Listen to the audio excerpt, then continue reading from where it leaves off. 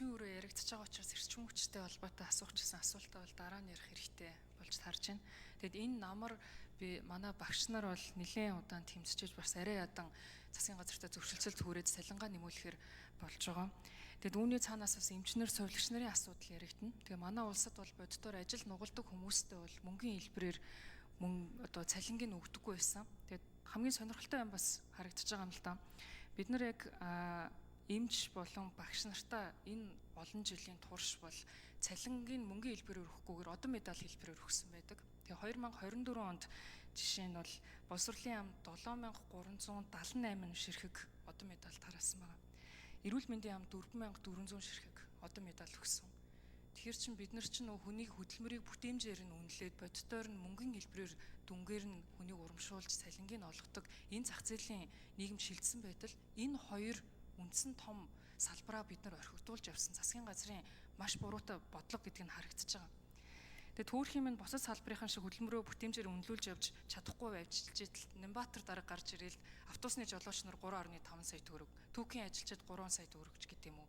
Ингээд ирэхэр чи яаж энэ салбарын хүмүүс төвчж ажиллах вэ? Тийм учраас би энэ багш нар, эмч нарын бол ажил хаялтыг бол дэмжиж байгаа. Тэгээд энийг бас хэлхийг хүсэн юм. Тэгээ яг үүндээ бас боддоор яриад үзэх юм бол хэдэн төгрөгийн цалин яг төгрөгөөр авч байгаа вэ гэдг нь өөрөө сонирн биш байгаа даа. Тэгээ тэр авсан цалин маань өөрөө боддоор хэрэглээндээ хүрж байгаа мó, хэрэглээнээсээ даваад хадгаламжтай болох боломжтой байгаа мó гэдэг энэ асуудлыг бид нар харах хэрэгтэй. Засгийн газраас байхгүй мөнгөө бид нар ингээд хэвлээд өгчдөг. Гэтэл өнөөдөр 3000 төгрөгөөр авж байгаа талх нь 5000 төгрөг л болоод явчихна. Нөгөө талдаа бид нар хувийн хвшлийнхныгаа яах гэж байгаа юм бэ? Хувийн хвшлийн дагаа цалингаа нэмж чадахгүй. Тэгэхээр одоо энэ 880 тэрбумаар нэмэгдэж байгаа цалингийн зардалтай холбоотойгоор инфляцийг боддоор юу болж байгаа вэ? Эдийн засагт хөгжлийн яамны сайдаас асуухад хувийн хвшлийнхэнд энэ бодлого нь өөрөө яаж нөлөөлөх вэ?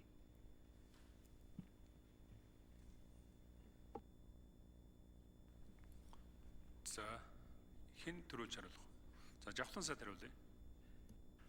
За тэр одон медальтай асуултыг зэнгэн гүшүүн өөрөө асуудал төвшүүлээд өөрөө хариулж байгаа шүү бол би асуултыг нь бол ойлгоогүй шүү уучлаарай.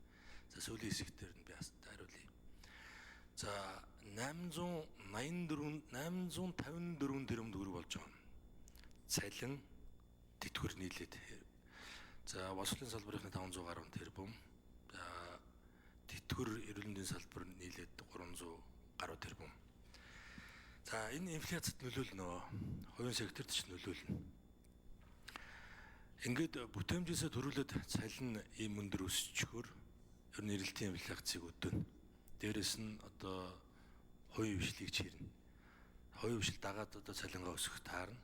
А хувийн хвшил энэ өртгөө бүтээгдэхүүндээ шингэнэ. Ингээд дараагийн одоо инфляцийн юм шинэ циклийг эхлүүлэх юм өндөр эрсдэлтэй. 9 сарын 1-нд өргөн барьсан засгийн газрын бодлого одоо энэ боломж төсвийн боломж орлогодод нийцүүлж одоо хумж орсон энэ төсөвт маань одоо цалингийн нэмэгдэл үнэхээр багтаагүй. Энэ боломжоо үнэн бодит байдлаа бол ард түмэндээ хэлсэн. За ингээд өргөн барьснаас хойш за ийм одоо хөдөлгөөн өрнөсөө. За аялал талд ер нь их л олон янзын учир нөлөө байх шиг байна. За тэрийг одоо энд яриад явах. Хилцээр нэгэнт одоо болсон.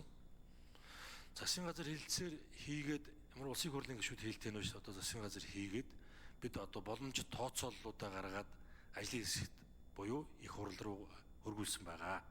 За одоо ингээд ажлын хэсгээр ингээд яригдж байна. Уг нь одоо маргааш 3 дахь хэлэлцүүлэг дээр энийг маш тодорхой ярих юм байгаа юм.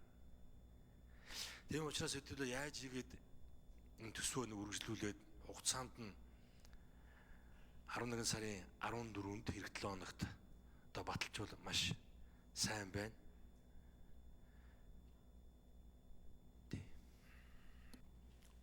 За учраас нэмж асуултанд хариулна. Яг ажлын хэсэг дээр за энэ багш эмчийн цалин хөлсийг нэмэх, тэтгэвэр тэтгэмжийг нэмэх асуудлаар бас ажлын хэсэг бол ажилласан их хурл дээр. Тэгэхээр яг нийт зардлаа нэмэхгүй учраас инфляц дээр тийм бас өндөр нөлөө үзүүлэхгүй. Гэхдээ бас цалин хөлс нэмэгдэж байгаа учраас нөө өрхийн хэрэглээ болдог гэдэг утгаараа бол инфляц бол баг зэрэг бас өдөөнөл гэж бол тооцож байгаа. Тэгэхээр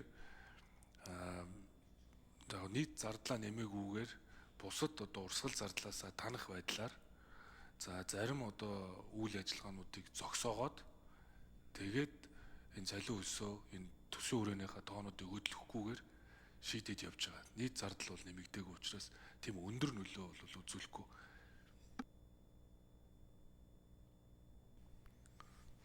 За одоо Миндвэрийн Мантха гишүүн асуулт асууна.